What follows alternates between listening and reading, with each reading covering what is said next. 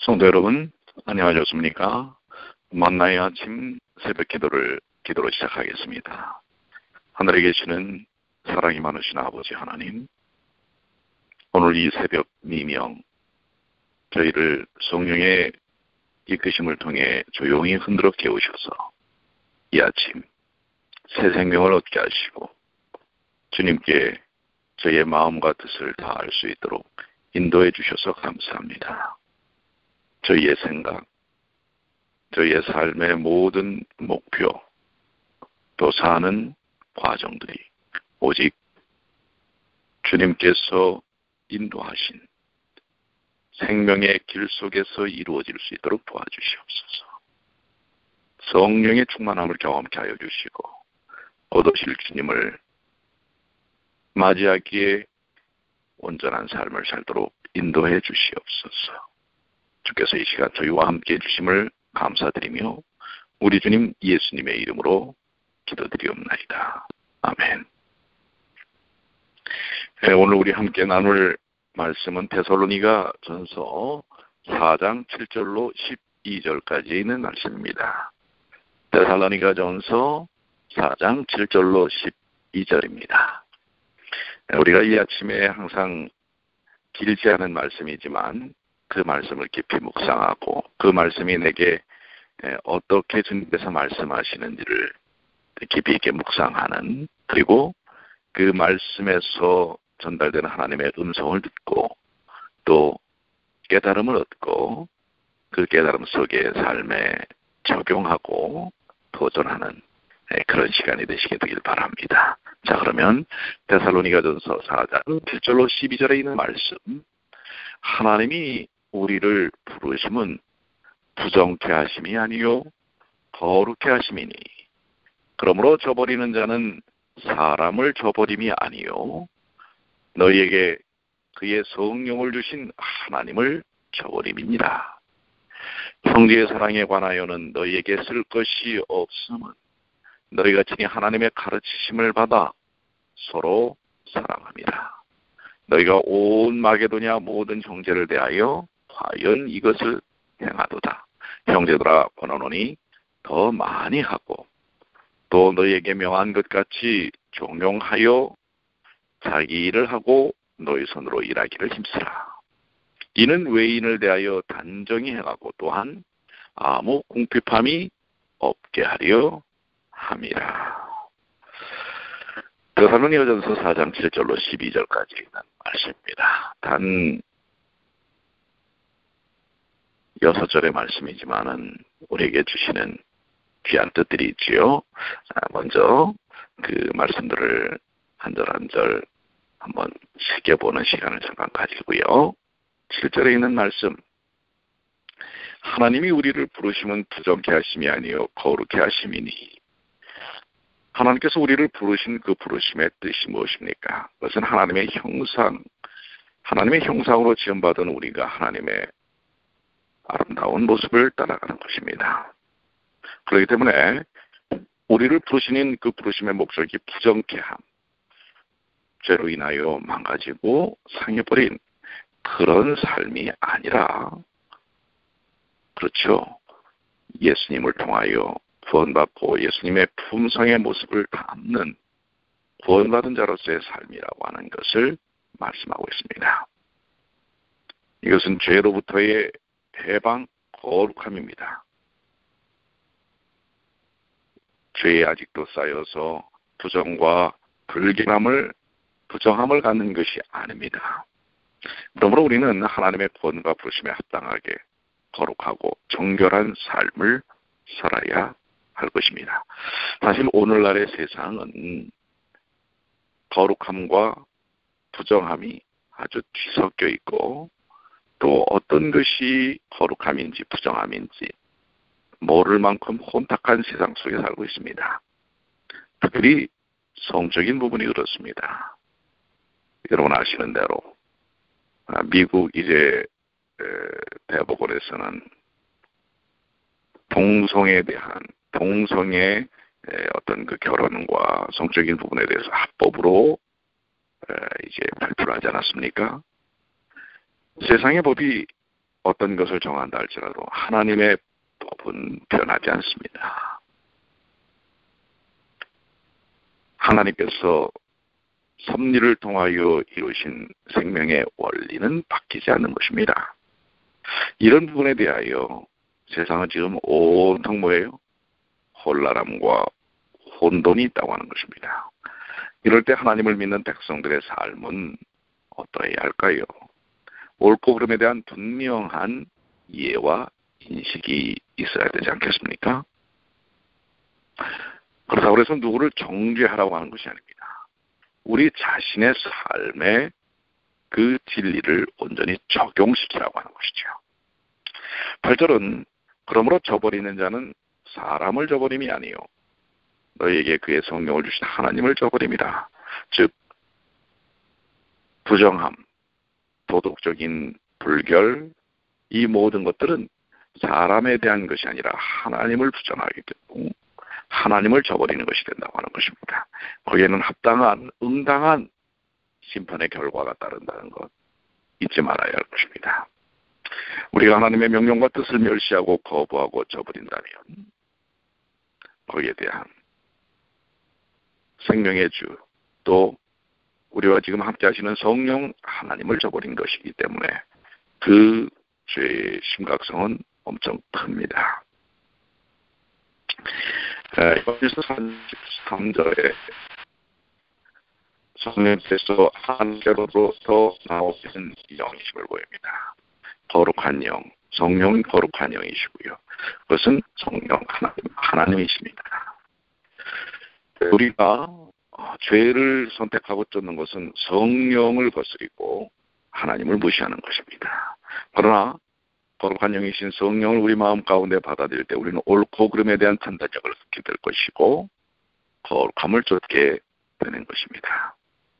오늘 거룩한 성령께서 우리와 함께 하십니다. 성령을 따라 사는, 성령의 지도와 인도하심을 따라 사는 주의 귀한 백성들이 되시기를 축원합니다.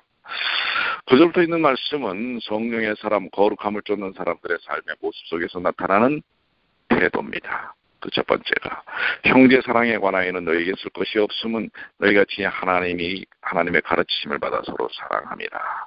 들었습니다. 이 형제 사랑은 이미 데살로니가에 있는 성도들이 참으로 올바르게 잘 따르고 있는 신앙적 모습인 것을 여기서 표현하고 있습니다. 성령에 주신 이 형제 사랑, 이것은 그리스도인의 삶의 기본이요 목표입니다. 예수께서는 친히 주신 새 계명을 바로 사랑하라 라고 말씀하셨습니다. 이 사랑함은 하나님의 역사하심 속에서, 성령의 인도하심 속에서만 이루어집니다. 그러니 여러분들, 오늘 우리가 살면서 나타내야 할 사랑에 대한 모습, 이것은 얼마나 의미 있고 중요한 것인지, 형제를 사랑하지 못한다면 하나님도 사랑하지 못한다고 하는 것입니다. 또한 하나님을 사랑하는 자는 형제를 사랑케 된다고 하시는 말씀, 우리가 깊이 묵상해 봐야 할 말씀입니다. 여러분들은 진정으로 형제들을 사랑하십니까? 아니면 사랑할 자들만 사랑하십니까? 내게 나와 친근감이 있고 나와 관계를 유지했던 사람들만 사랑하는가? 그 외의 사람들은 무시하고 때로는 비난하고 비판하는 그런 모습 속에 있는가? 오늘 주님께서 주신 새 계명, 형제 사랑에 대하여 데살로니가 성도들처럼 오늘날 예수님을 믿는 여러분과 제가 바로 형제 사랑에 특심한 그런 삶의 모습을 갖게 되기를 소망합니다. 10절에 너희가 온 마게도냐 모든 형제를 대하여 과연 이것을 행하도다. 형제들아 고난은 더 많이 하고, 그렇게 사랑을 많이 해왔지만 더 많이 하라고 하는 것입니다. 사랑하는 일에 어떤 그 한계는 없는 것입니다. 형제 사랑에는 사랑의 대상에 대한 제한이 없습니다. 계속해서 누누이 말씀을 통해서 우리에게 전달하시는 것은 형제 사랑에는 구별함이나 차별이나 제한이 없다고 하는 사실을 우리 분명히 마음속에 새겨야 할 것입니다.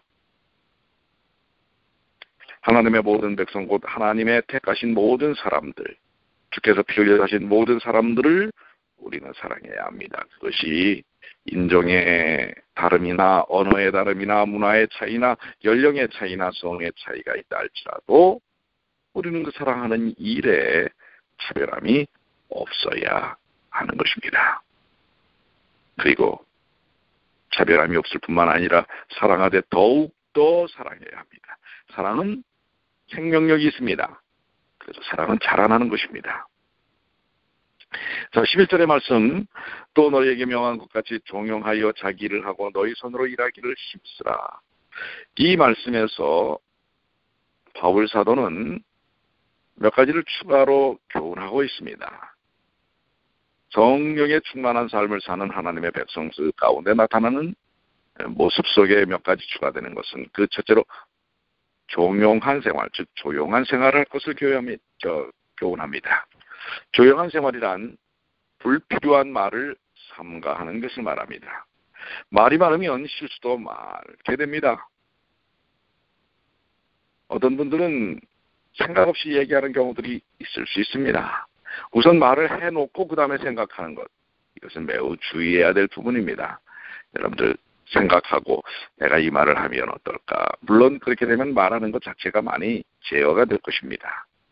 그런데 성경은 잠언 10장 19절 말이 많으면 허물을 면기어요나 그 입술을 제어하는 자는 지혜가 있느니라. 잠언 20장 19절 두루 다니며 한담하는 자는 남의 비밀을 누설하나니 입술을 벌린 자를 사귀지 말지니라.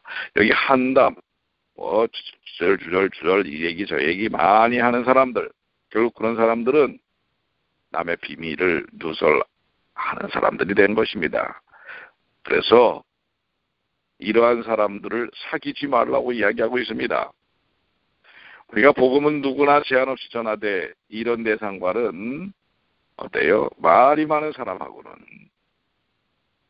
전화 통을 잡으면 30분, 1시간, 2시간 이런 분들은 사실 결코 그렇게 은혜롭지 않습니다. 왠지 아십니까? 말이 많기 때문에 나중에는 그 내용 가운데 자기 자랑과 험담, 다른 사람들에 대한 험담이 나오기 때문에 그래요. 제가 종종 이 새벽 시간을 통해서 여러분들에게 요청할 때 소외당한 분, 또 여러분들이 그동안 잘 관계하지 않은 분들에게 전화하십시오 했던 이 전화의 내용은 따뜻한 주님의 사랑에 대한 이야기, 그리고 상대방에 대한 격려에 대한 이야기지, 그런 이야기도 한 5분 정도면 됩니다.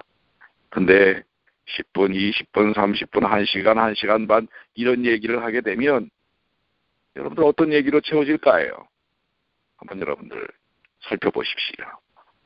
이런 말이 길어지는 분들하고는 여러분들 사귀지 말라고 여기 주님이 말씀하고 계시는 것입니다.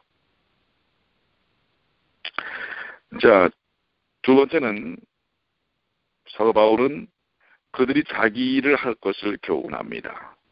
그것은 각자 자기 일에 성실하라는 교훈입니다. 즉, 잠언 18장 9절에 있는 말씀처럼 자기 일을 게을리하는 자는 패가는 자의 형제니라. 잠언 27장 23절에도 내 양떼의 형편을 부지런히 살피며 내 소떼의 마음을 두라.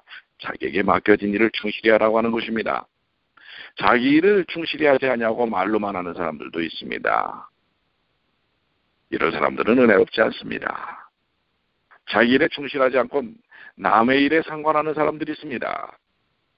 자기 일에 충실하지 않고 헛된 꿈만 꾸는 사람들이 있습니다.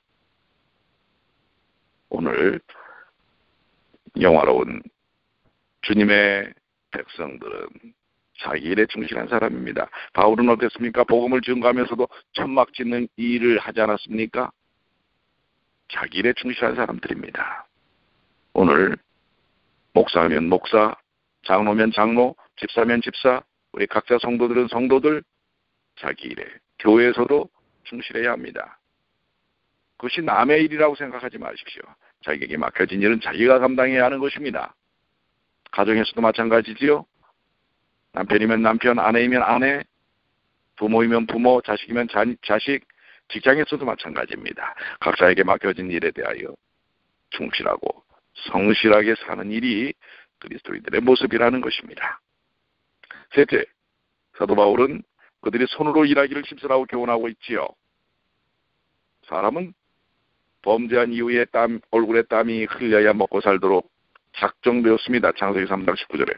그러므로 손으로 부지런히 일하는 것은 인생의 바른 모습입니다. 그저 뭐예요? 일하지 않고 어떻게 일확천금 한탕하려고 하는, 대박만을 터뜨리려고 하는 인식은 그리스도인의 삶의 모습이 아닙니다.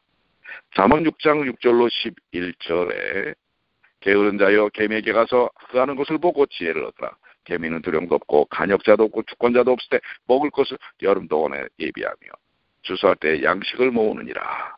그렇습니다. 또 잠언 10장 4절로 5절 손을 게으르게 놀리는 자는 가난하게 되고 손이 부지런한 자는 부하게 되느니라. 그렇습니다. 여러분들, 우리는 노동을 통해서, 오늘이 무슨 날입니까? 노동절 아닙니까? 노동의 신성함을 우리는 깨달아야 합니다. 그저 일하지 않고 남에게서 어떤 것을 취하려고 하는 것을 우리는 사기라고 얘기합니다. 이런 삶은 그리스도인의 모습이 아닌 것입니다. 땀 흘려 일해야 하는 것입니다. 자, 이러한 그리스도인에게 주시는 하나님의 권면의 말씀, 오늘 우리가 묵상해야 될 것이 너무나 많지요. 12절은 결론을 내립니다. 이는 외인을 대하여 단정히 행하고 또한 아무 궁핍함이 없게 하려 합니다. 우리가 열심히 성실하게 일하는 모든 삶을 통하여 다른 사람들을 대접하고 우리 스스로도 궁핍함이 없게 하려 합니다. 라는 것입니다.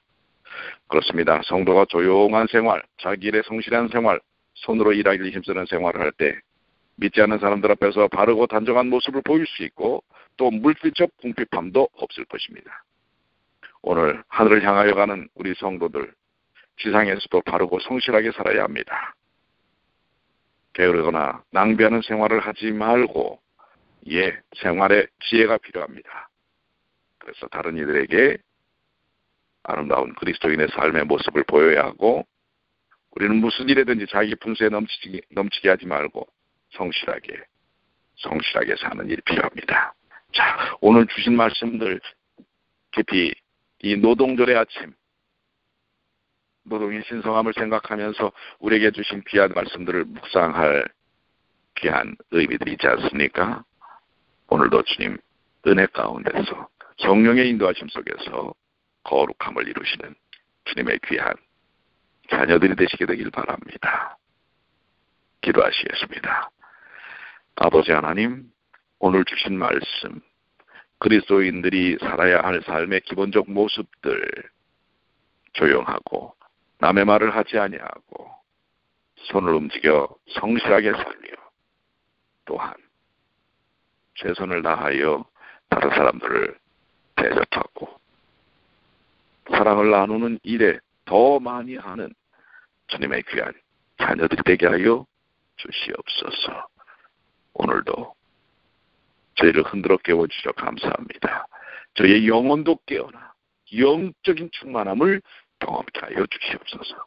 이 아침 육신적으로 공부합니까? 오늘 주님께서 주신 생명의 원리 속에서 건강을 회복하고 치유되고 회복되게 하여 주시옵소서. 영적으로 나약합니까? 베푸시는 성령 하나님의 공급하심을 통해 풍성하여지는 주님의 귀한 자녀들이 되게 하여 주시옵소서. 오늘 이 노동절의 아침, 노동의 신성함을 깨닫게 하시고 땀 흘려 일하는 주의 백성들 되게 하여 주시옵소서. 주께서 오늘도 저희를 통하여 영광 받으시기만을 우리 주님 예수님의 이름으로 간절히 기도드리옵나이다. 아멘.